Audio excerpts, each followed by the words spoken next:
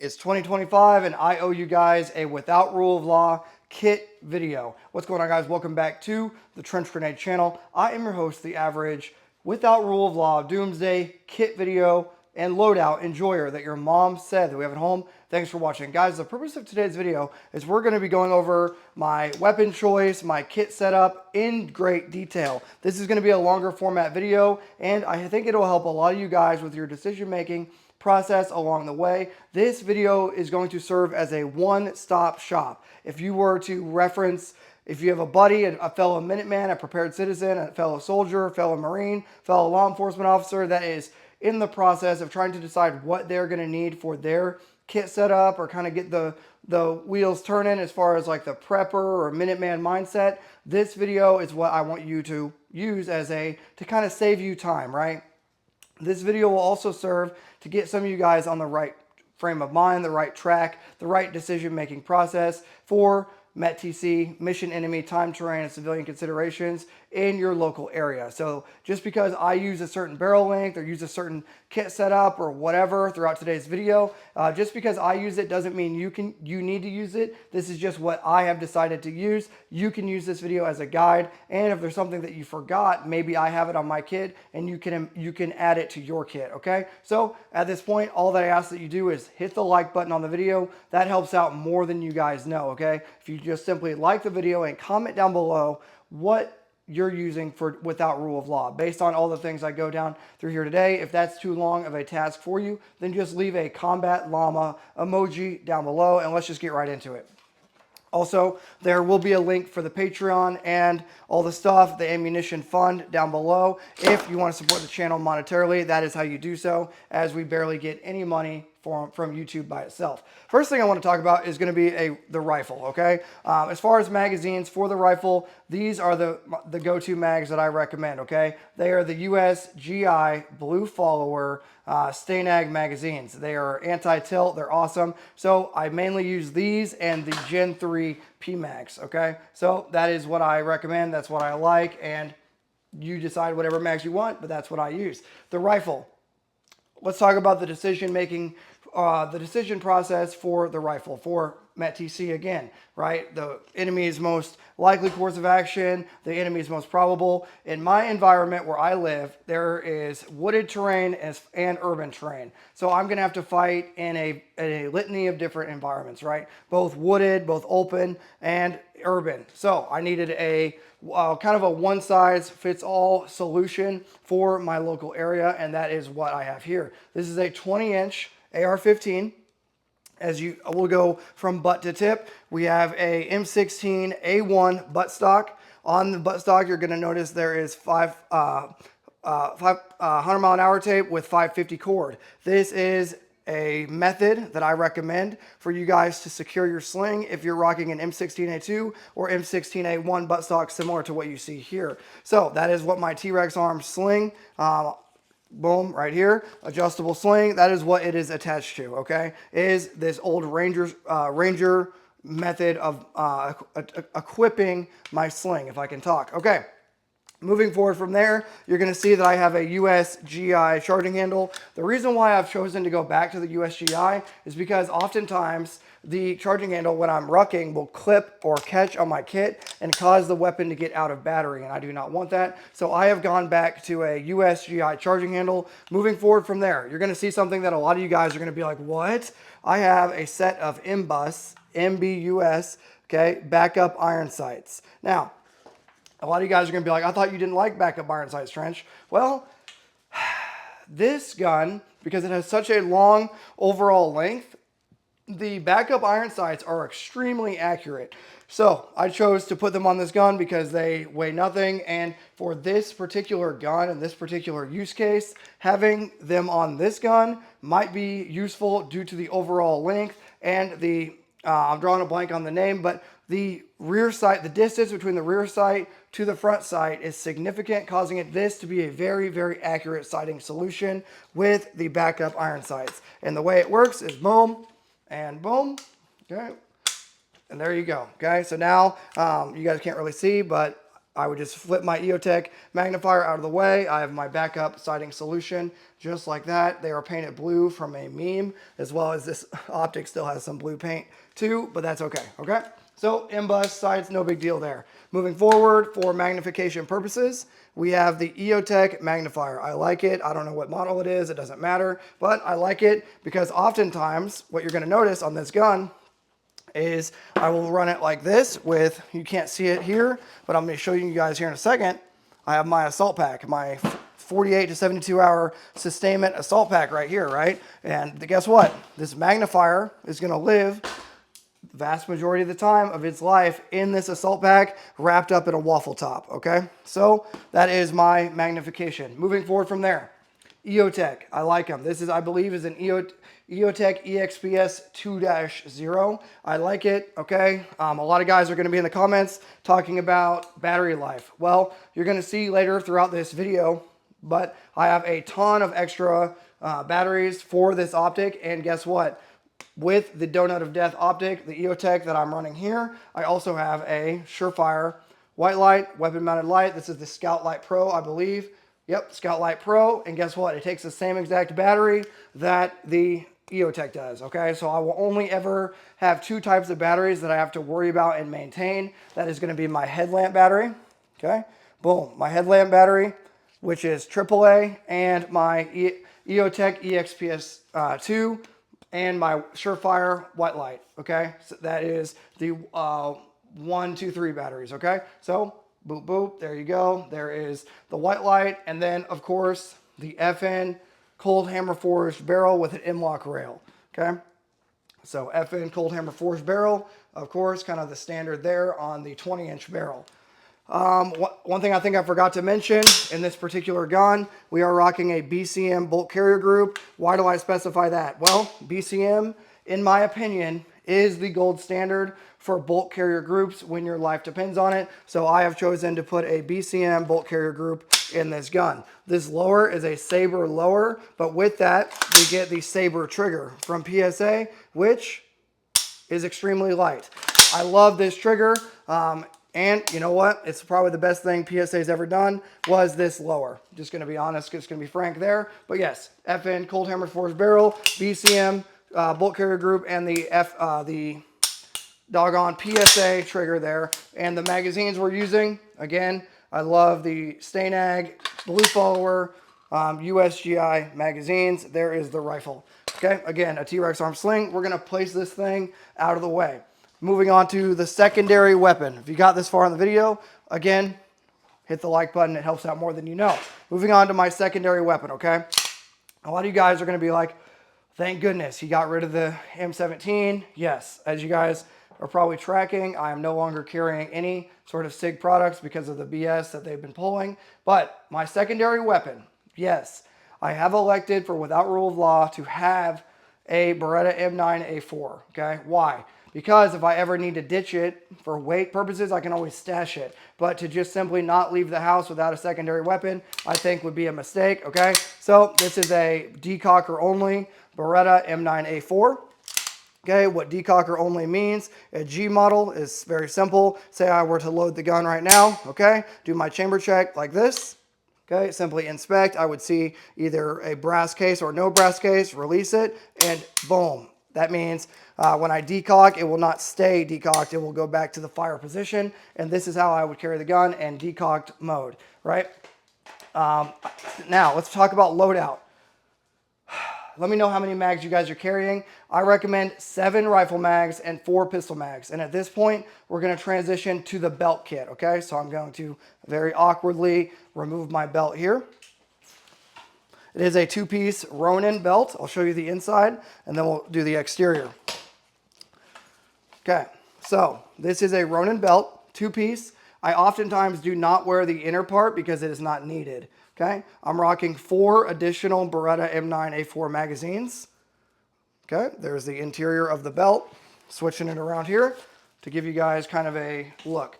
Okay, all my excess on the Ronin belt here is going to be retained, so that's where this is my finger is pointing at right now. Okay, moving in, I have a Safariland level 2 retention holster.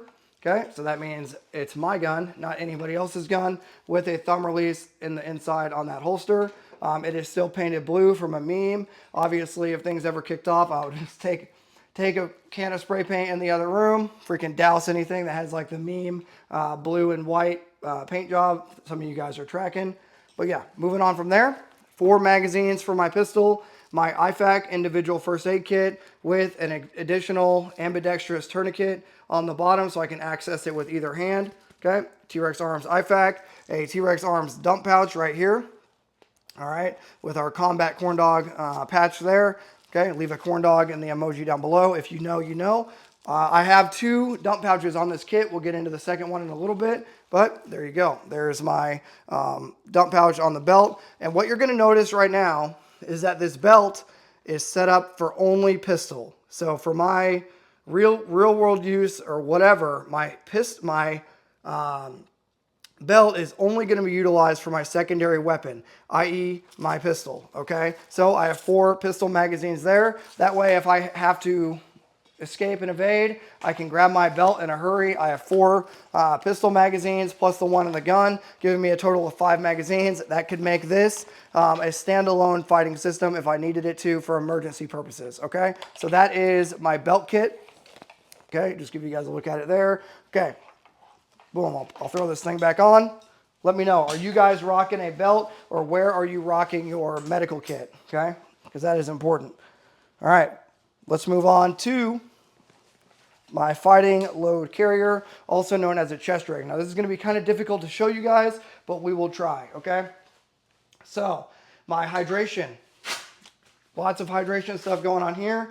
Canteen. I highly recommend you guys tie off your canteen. Okay, 1 quart water source here. This one is not tied off. It just has the tie down on it. But, so far left side of my body is going to be my canteen, 1 quart canteen. So that way I always have a water source on my person. I like the canteen, keeping that one on me because it is curved. I'll show you. The interior of it is curved in a manner so that way it can rest against your body as it's supposed to, okay? So, in my hydro pouch over here, I have my canteen for the 1 quart water source. Again, make sure you guys have 550 cord and you dummy cord it off to yourself because if you don't secure your water source, then guess what? You're not gonna have any water. Pretty crazy concept there, okay? Should have tied that down before starting filming, and that is why we're having this issue right now. Okay, moving on from there. Magazines. Well, let's continue talking about water. I have 2 other additional Nalgene bottles, okay? Why? You need, 1 is none, 2 is 1, 3 is better. So there's 3 quarts of water right there with my canteen and 2 Nalgene bottles. Now I will have 2 additional disposable water bottles in my pack, in my assault pack that we're gonna go over here in a second. So obviously hydration is huge. Moving on from there, another dump pouch right here for the front. This is so when I pick up more lickies and chewies that I need to secure, okay, I can put them in this kangaroo style dump pouch. Now keep in mind, I like this one because it folds up nice and out of the way. Just like that, okay? So nice and out of the way, I don't have to worry about it. It doesn't interfere with my pistol magazines and it's good. And I also have my external one on the belt as well. So 2 dump pouches because 1 is none, 2 is 1. And you're gonna be picking up a lot of stuff, scavenging during without rule of law. Moving on to ammunition. Before we get into ammo, I always like to have a headlamp accessible on my shoulder, my non-firing shoulder, or on my ACH. We're going to get into that here in a second, or on my helmet. Why?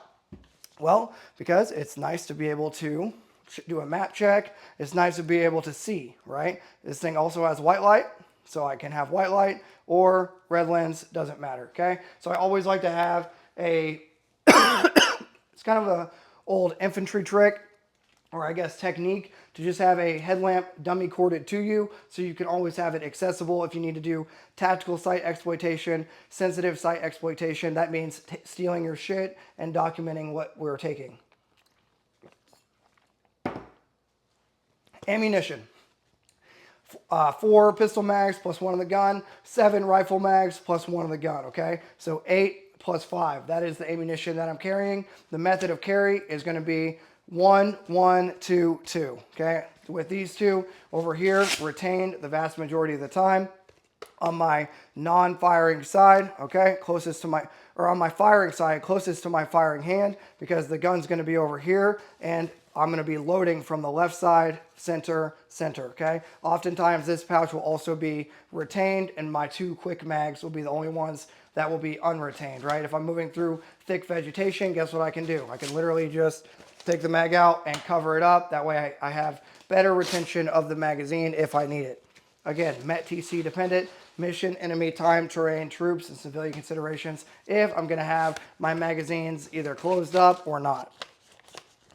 I'll just show you guys right there, and boom, okay? So this is the way I will carry my ammunition the vast majority of the time, with 4 rifle magazines secured down with only 2 accessible for a reload or expedited speed, right? Speed.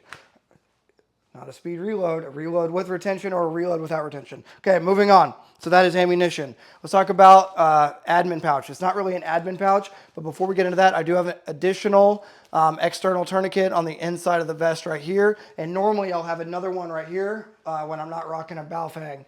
I'm trying to see if I left my Baofeng sitting here. 1 second. It has ejectocetoed for another cause right now, but when I don't have my Baofeng super cheapo AAA radio right here, then I'll have 2 tourniquets, but that is where my comms will be, on the inside pouch right here, okay? Moving on, let's talk about admin. Okay, for my admin pouch, I have a ton of 123 batteries, okay, and AAA batteries in the outside compartment right here. Okay, that's going to be kind of a big deal to keep your radios up and working for you. Okay, so just a ton of batteries stuffed in there, because I'm rocking an EOTech, and guess what? You're going to need a ton of batteries to be able to keep that optic alive and working for you. Moving into the actual admin pouch itself. White light, a dedicated, okay, streamlight, white light. ProTac 2L. Okay, no, not sponsored or anything, just what I have. A lighter. Okay, it's always good to have a big lighter, obviously, for survival purposes, but there you go. Okay, so far, batteries, showed you on the external pouch here, a ton of extra batteries, AAA and 123 batteries, Streamlight 2L, white light, a lighter, big lighter, always have a couple of those, a couple pens, okay. My whistle for shift fire and lift fire, okay? It is, you'll notice it's dummy corded off to myself. That way I don't lose it, because it's kind of important. If it's important enough to bring, it's important enough to dummy cord off to yourself. A lensatic compass, okay? That way I can always tell where I'm going, where I need to go, okay? So there you go, lensatic compass. Again, dummy corded off to myself. And my knife. Okay, my actual knife. I like Benchmade. You do whatever you're going to do, but I like Benchmade. All right. So sometimes I'll throw a notebook in there too, a Right in the Rain notebook, and my chapstick. Where's my chapstick? Boom, right here. Okay, chapstick. I also keep chapstick in there. Okay, so basically things to start a fire, stay alive. Okay, knife, chapstick, compass, pen. Normally I have a Right in the Rain, but it's not in there for some reason. My lighter. White light, and my whistle for shift fire and lift fire signaling device. Sometimes I'll be crazy and put a VS17 panel that's like a orange panel. I don't know where it's at right now, but sometimes I'll also have a small flaming rock in this pouch that's like it's a signaling device, okay? All right, what else? That is the chest rig, okay? So basically, a lot of my stuff is going to be to actually fight and survive, is going to be on this chest rig. Oh, gloves. I like Mechanics, okay? These are Mechanics leather palm gloves. I always have them dummy corded off to myself with a, you guys can see, an S-clip or a D-ring, okay? This one is a D-ring. Hopefully you guys can see what I'm trying to show you there. But yeah, always have a set of nice leather palm gloves. I just like Mechanics because I can buy a bunch of them, put some of my assault pack, put some on my belt like this or on my kit. That way I always have a set of gloves because people are gross and I don't want to touch people, okay? As far as the watch, I always have my Sangen Instruments Paratrooper Overlord. Whoa, I can see myself in the camera. Okay, Overlord watch, okay? Boom, mega base there. Has the American flag and UK flag for Operation Overlord based, okay? Yeah, so that is it for, I believe, the kit. Let's get into helmet. Obviously, OpScore, okay? OpScore helmet, boom. All right, nothing crazy there. As far as hearing protection, I forgot to show you, but I have foamies in the bottom of this pouch. I have just elected to not run my sword ends and not run the Howard lights that were used to be on this helmet. I am just gonna essentially rock foamies because the odds of wearing ear pro is gonna be very few and far between, and I don't want to have the added weight, okay? So ounces equal pounds, pounds equal pain. Obviously, I have more signaling devices on the helmet to keep myself from not getting shot in the face, because that's going to be kind of important, right? So on all sides of my body, I will have US flags, fog, stuff like that, okay? Same thing goes for the kit that I'm wearing. You'll notice, okay? US flag right here, IR flag, another one on the front. You'll notice I have one on my back, okay? Hopefully you guys can see right in the center of my back, I have another IR flag. And then when I'm wearing my assault pack, okay, I'll have another. This one's kind of from a lot of rotations and deployments, okay, kind of tattered up, but you guys are kind of getting the drift, right? So on all corners of my body, I'll have an IR flag, and if I'm actually bugging out for realsies, I'll have my combat top on, which guess what? On both sleeves, we'll have a IR flag or a field jacket, whatever terrain and whatever weather it is. So a field jacket or a combat top. I'll also have flags on all four corners. And a lot of you guys are going to be thinking, well, Trench, why does it even matter if it's without rule of law? Because if I run into a guy like you, odds are you are going to have the moral compass to not kill me, and I'll have the moral compass to not kill you. So it kind of shows for guys in the know, hey, probably maybe don't kill that dude. Hopefully he's got the same intention. Okay, let's get into the assault pack. Guys, do you enjoy the trench grenade content? Do you enjoy my videos?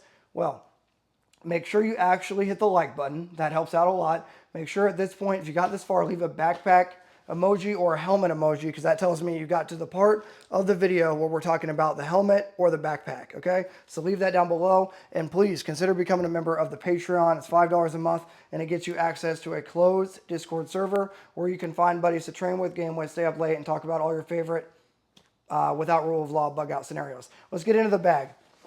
This is a Mystery Ranch, okay? A Mystery Ranch Assault 2. Why do I like the Mystery Ranch Assault 2? Well, it's quality, and it's exactly as the name implies. It's everything you need and nothing you don't, okay? Has a couple admin pouches up top, as you can see by those zippers right there. It's got 2 hydration pouches on each side, or 1 on each side. One for my Nalgene there, 1 for my Nalgene here. If you're in a mountainous environment, I recommend you tie off your Nalgenes. That way they don't come flying out of the pack, okay? And inside here, I'll have 5 to 7 field stripped MREs or Mountain House meals, a jet boil if I'm in an Arctic environment, a poncho liner, 550 cord, a fleece cap, a set of gloves, a level 2 waffle top, a level 1 set top and bottom, and an extra pair of boots, and 2 bottles of water, and sometimes 1 to 2 additional rifle magazines, okay? With, of course, all that in a trash bag or wet weather bag, and 5 to 6 pairs of additional socks. Okay, that's huge. 5 to 6 pairs of wool socks, and my magnifier if I'm choosing to not utilize it on my rifle. Okay, keeping in mind that you can always add to. You can always bring beef jerky or other sustainment items, class 1 or class 5, food, water, ammunition, batteries, extra cold weather gear, whatever you need for your area. Right. You can always add to, but this for my area, basically the things I just listed out: socks, an extra pair of pants if you need it. These are the things that I'm gonna need, not necessarily want all the things I want, but it's gonna be the things I need, okay? All right, guys, so this video will serve as an updated video for my without rule of law kit setup for both level 2, okay? That's your chest rig. My level 1, okay? That's my belt kit, okay? My level 1 kit, my level 2 kit, that's my chest rig. Level 1 kit being survival, level 2 kit being fighting, and my level 3 kit being survival, okay? Hopefully this video helps some of you guys with the decision-making process and some things that you need and some things that you don't. For all the guys that are rocking a stupid gun, well, hopefully you go rethink that at this point, okay? Keeping in mind that this rifle in particular kind of started as a meme rifle, but then over time, as I continued to upgrade it and shoot with it, this thing became my main squeeze because it shoots so nice, 3,200 feet per second. With 3,200 feet per second, muzzle velocity is extremely important with 5.56, and this thing is an extremely accurate rifle. So hopefully this video helps you guys in your decision-making process for all the things. Again, support the channel by using the links below. I hope this video was helpful, and until next time, this is going to be Trench Grenade, your average without rule of law 2025 kit setup video enjoyer that your mom said that we have at home, signing out. Cheers.